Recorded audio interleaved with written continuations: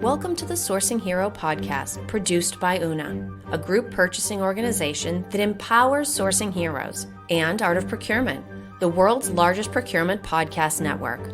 I'm your host, Kelly Barner. The goal of the Sourcing Hero podcast is to capture the epic stories of people who are rising up and beating the odds to create exceptional value within procurement, directly from those heroes themselves.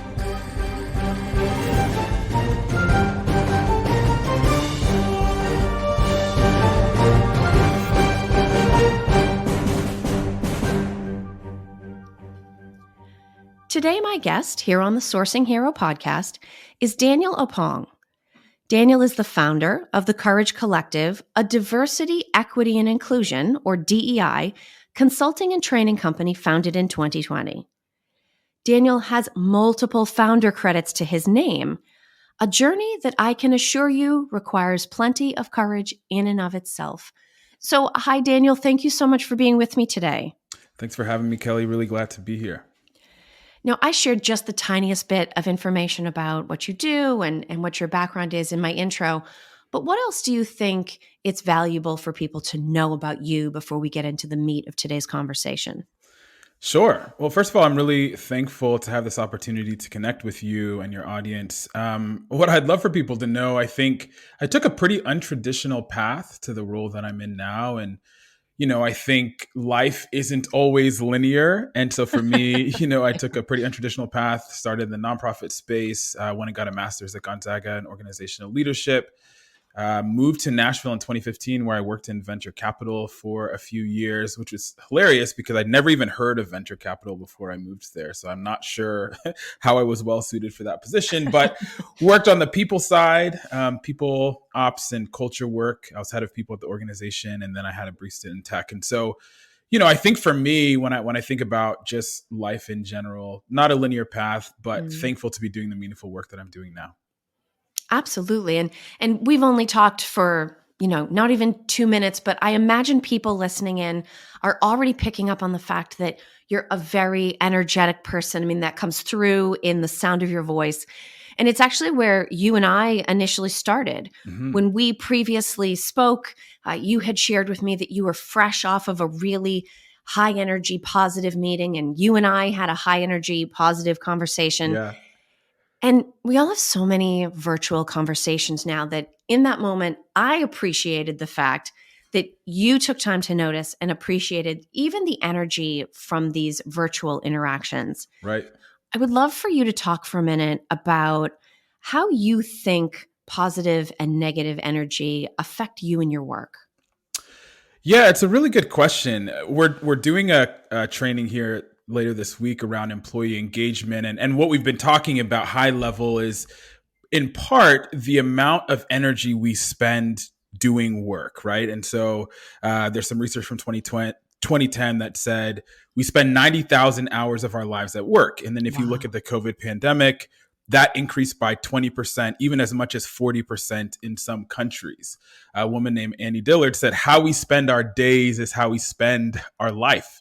Right. And so when I think about the energy and positive energy in general, I'm like, when I think about how I'm spending my days, my life, I want to do things that give me energy. Right. And I think about energy being perhaps the most valuable currency.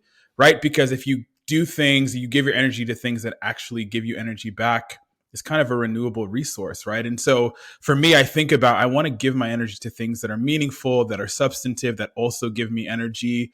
And then I think the inverse would be things that siphon your energy. You can't really get it back. And so, I think for me personally, it's important to put my energy into things that give me energy. And part of that is environments, people, culture, but then also things that help me recharge. So it's a pretty important piece for me personally.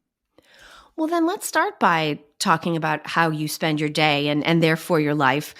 I had mentioned that you specialize in providing DEI consulting and training. What are the sorts of needs that you're seeing in that area from today's business leaders and organizations? Yeah, I think the main thing I would start with is the needs have changed and evolved since we got into this work. And so if we look at the overall story arc of DE&I, it's not new, right? But I think we really had a cultural flashpoint in 2020 where a lot of organizations were leaning into the work of diversity, equity, and inclusion for various reasons, right? Some pretty reactive, some Yeah. just trying to be on the right side of history, some just not wanting to say the wrong thing or, be perceived positively in the public light. And so I think we had this major flashpoint in 2020. And then if you look at the way that the trends have progressed, there seems to be a growing, what I would say, apathy or disengagement around equity and inclusion topics until something terrible, unfortunately, Yeah. happens in the world that makes people re-engage. So if we think about even recently, the tragic shooting at Club Q, and then the way that companies are like, okay, well, how do we now reactively get in the game? And so it seems like we're in a time where, there's the reactive engagement around DE&I work. But I think the part that I value and appreciate perhaps more than that are the companies who not only engaged in 2020, but have kept that same energy as they've progressed. And so what that looks like is they're thinking about the work holistically. They're not just looking at, acute reactionary solutions, but they're thinking about how can I actually drive impact and create a culture of belonging here? And then how are we measuring that, right? So when I think about the companies that we work with, those are the questions they're asking. How do we do this sustainably? How do we create culture of belonging?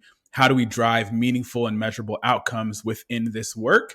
And that feels like it aligns well with the work we deliver.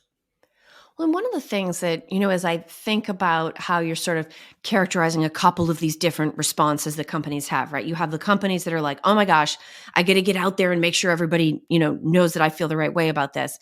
But then there's the companies for whom their culture is so steeped with the values that tend to accompany a DEI program that Mm-hmm. ironically they may be quieter. There's almost Mm-hmm. less evidence of the work that they're doing, but the fact that they're able to consistently maintain those values as part of their culture long term is sort of evidence in and of itself. Does that idea about sort of long-term commitment being quieter versus maybe some of the flashier short-term responses, is that how it actually plays out?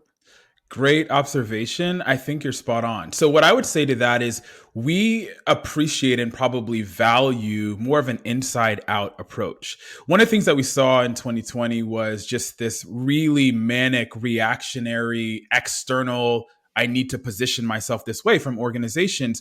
But that's actually not the same as the substance and the work required to drive meaningful change. And so, what we found now, with some of the clients that we work with, the people that are still in the game, maybe they haven't done all the external flashy brand campaigns and Mhm. commercials that we saw in 2020, but their people do feel a sense of belonging, or they're increasing employee engagement. They have meaningful ways to measure equity and inclusion within their organization, right? And so for me, that's so much more substantive than the people who just put out a commercial in 2020 and haven't done Yeah. anything meaningful since. There's really interesting data that talks about some of these brands that pledged, billions of dollars actually have fewer folks from marginalized identities in their Interesting. organization, right? So the outside, does do the contents match the or yeah, do the contents match the packaging? Is what's on the inside aligned with what these companies are espousing? I think that's one of the key questions we need to consider.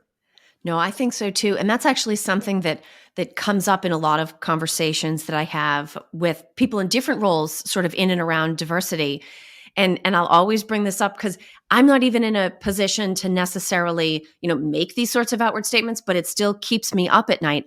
I Mm-hmm. worry about these companies that have made very bold, loud statements, but based on numbers. I mean, being in procurement, the fact of the matter is numbers don't lie. And Mm-hmm. especially if you're publicly traded, guess what? It's not like you can hide or conceal whether or Right. not this happened. Um, as a trainer, I actually have had numerous opportunities recently to talk to people in very different sorts of situations about their perspective on listening. Mm-hmm. This is something that is so important to me because I'm always very focused on how our ability to communicate in multiple channels affects our ability to get things done. And I think listening gets left out Mm-hmm. as a communication skill or strength. And so I'd be interested, and obviously you don't need to name anybody or call anybody out, but just generally, I would love to know your impression as you go into train and have these consultative conversations. Are we as a professional class doing a good job listening? Are we doing a good job hearing? Are there things that we can improve in that area that would not only benefit our company's work towards diversity, but would actually improve pretty much all of our human connections, professional and not? Hmm.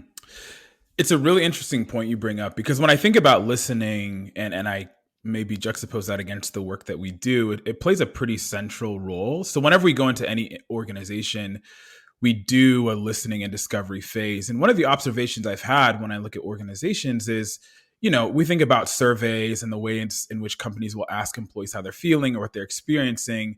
And one of the biggest misses from a listening perspective is companies never close the loop, right? So they'll ask employees, hey, how do you feel? Or what's going on? Or what's going well? What are the challenges, et cetera? But number one, they never tell the employees what they heard, right? So they never give a summary of the data that they gathered. And number two, they rarely close the loop and say, hey, here's the action we're taking in response to what we heard. And so when I think about listening, it's not just a passive thing.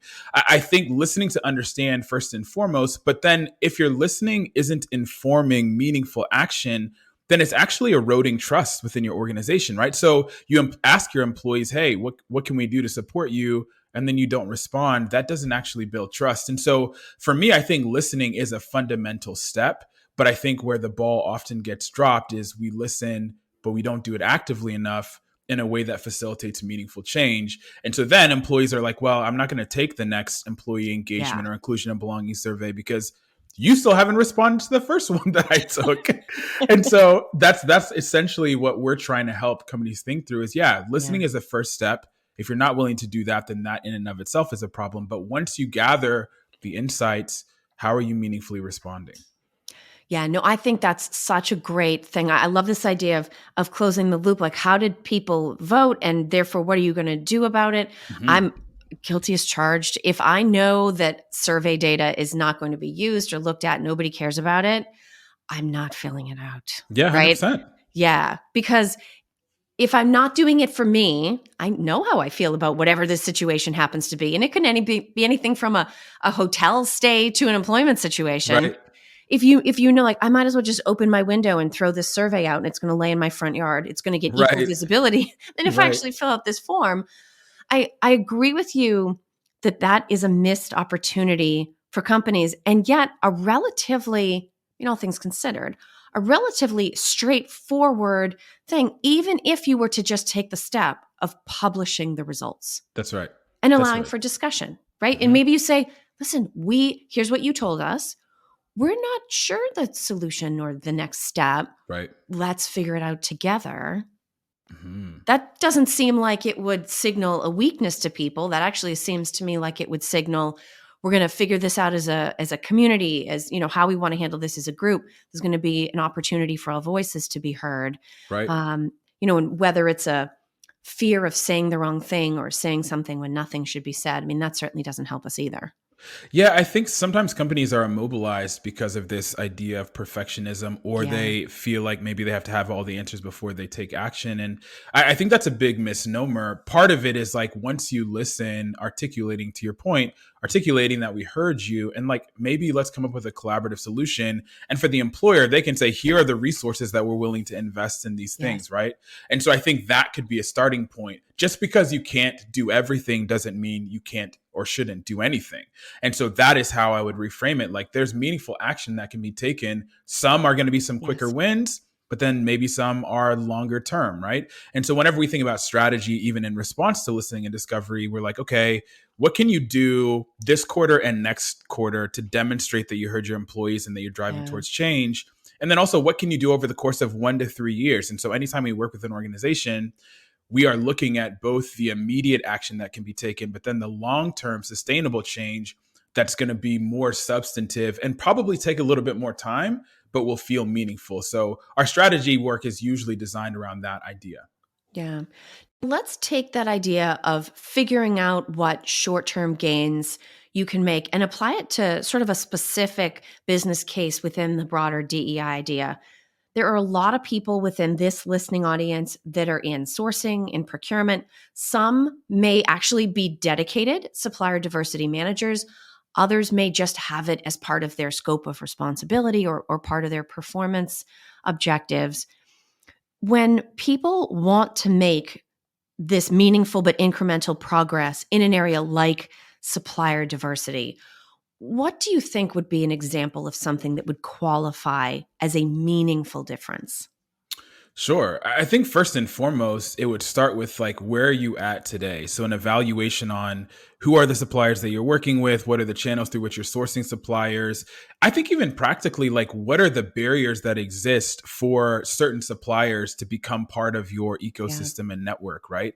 I think sometimes we have this idea that, okay, well, we looked at a few different suppliers and they couldn't access, or we didn't decided not to work with them, so we've done our due diligence. I'm like, no, I mean, are we creating access and considering what barriers might be in place for certain people to engage or submit for the RFP that we put out? And so what I'm advocating for more broadly is, number one, looking at specifically what are the systems that are in place right now, who are the suppliers that you're working with to date, what are the gaps, and then what are the meaningful impact opportunities through which you can bring other suppliers in. I think about things like, I mean, we can go the talent acquisition route. That's one where, supplier diversity is a focal point sometimes. But I think there are a lot of other ways to consider that within organizations, different vendor partnerships, et cetera, to just explore and think about, Mm. okay, how can we make sure that we are creating points of access and diversifying our supplier base? Now, we talked early on about the different approaches that companies, and I even think individuals fall into this. There's sort of the loud reactionary folks, and then there's the more quiet, long term, winning the long race kind of folks. You've probably encountered both groups and every single point in between as you've gotten this business started. I'm interested in hearing a little bit about how you vet potential clients to decide who you want to work with, because there's only so much time, right? What are Sure. the factors that go into you making the decision of where you're going to build those relationships? Sure. Yeah. So I'll go back to the comment I made earlier around the idea of like how we spend our days is how we spend our lives. And I think about that particularly in the context of who are the partners that we're going to work with. I think we're in an interesting position where there seems to be some level of um, engagement, or at least from 2020 on, there's some level of engagement around DE&I. And so for us as an organization at the Courage Collective, one of the main things that we had to consider was which organizations align with our values, right? Mm. Like from a values alignment perspective, are we considering this work in a similar light? And part of the reason that's important is because if we aren't, right? So if someone is just looking for more of a check the box initiative, then we're not going to measure success the same way. Right. So my organization would be responsible for delivering a metric of success that actually doesn't align with how we evaluate success. So for example, doing an unconscious bias training, to me, I would not consider success. And if that's what an organization approaches us for only in and of itself, like a one and done, I don't think that's successful, because I don't think one and dones drive meaningful impact, change, and transformation. And so if and when organizations approach us and they have a pretty short-sighted view on organizations, I'm like, hey, I understand where you're coming from. This is how we think about and approach the work. And we honestly may not be best suited for this partnership if you're just looking for something that is a Yeah. short-term, reactionary thing. If you're looking for meaningful impact and more substantial change, that's interesting to us. And so typically where I start is at the level of values alignment. And then I think the other thing that I would say is resources follow values and priorities. Yeah. So there are a number of organizations who will espouse that they value X, Y, and Z, but don't put commensurate resources behind it. And specifically within DE&I mean, if you think about the things that organizations invest in, when they truly care about their go-to-market strategy or customer acquisition strategy or new brand campaign, there are real dollars that go into supporting those initiatives. Both in DE and I, often there's a pretty meager budget that's allocated to some of these initiatives. And so my thing is your resources will follow your values and priorities. And so if DE and I is a priority, number one, hopefully you don't have a short-sighted view, but then number two, how are you allocating resources in order to do it? And so that's the way that I think about it. And the companies that we've worked with that we really enjoy, and to be clear, I mean, we've worked with Fortune 500s all the way down to 10-person startups. For us, it's less about, do you have millions of dollars to spend, but are we aligned at a values level? Are we driving towards meaningful change? And are we in it for the long haul, right? Those are the things that I consider probably more important than the size of a check that an organization can write. And I think, what's interesting is as much as it certainly directly applies to the heart of the kind of work that you're doing, I actually think those insights extend far beyond to, lots of different kinds of relationships, but even different buyer-supplier relationships. Mm-hmm. It doesn't matter. You don't have to be trying to deal with matters of humanity in order for values alignment to be critical. Right?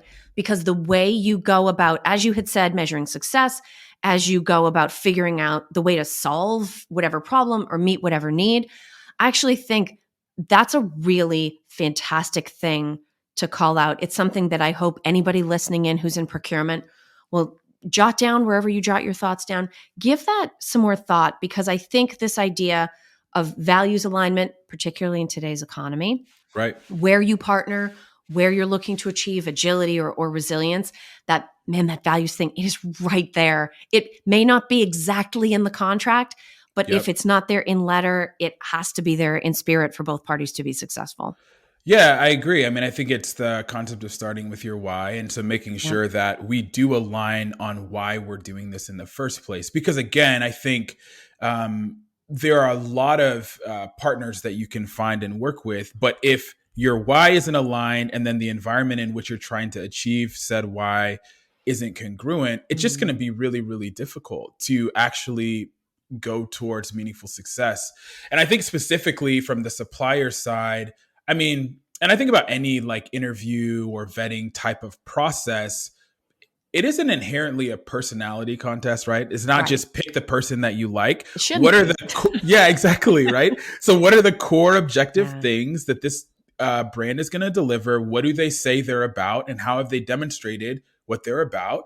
And does that resonate with you, right? So that's the thing that I come back to. And I think from my end, talking to a lot of different employers who give varying degrees of investment into DE&I, I just want to make sure, and like you said, it's not just specific to DE&I, it's ubiquitous across any decision that supplier diversity or supplier managers would make, is, are we aligned in why we're doing this? Are we on the same page about why this matters? Yeah, there's a lot that we can explore and expand on, but I think that core fundamental has to be connected in order to really see progress and meaningful success.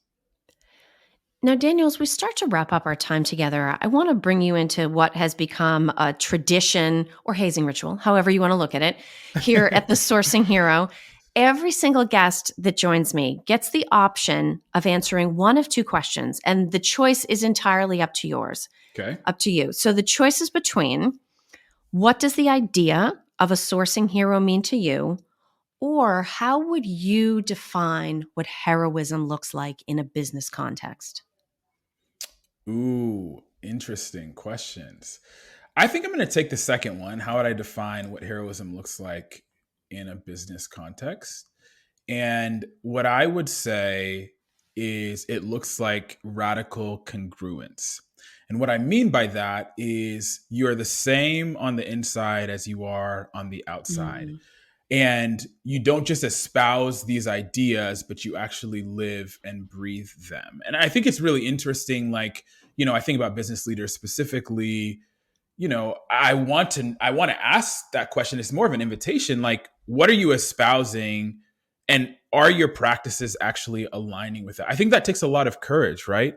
Yes. And it takes courage to say, like, this is what we value and believe, and that's going to inform our decision-making process. For me, I mean, it's meant the difference between customers we work with and customers, or clients we work with and clients we don't, which is revenue, right? And so I think about, like, am I willing to live into my values and be radically congruent, even if it means I'm passing on these meaningful revenue opportunities? And for me, like, yeah, I would rather live into that. So when I think about this idea of heroism in the workplace, I think it is that idea of congruence, being the same on the inside as you are on the outside, and letting your internal compass or your values guide and drive your decisions.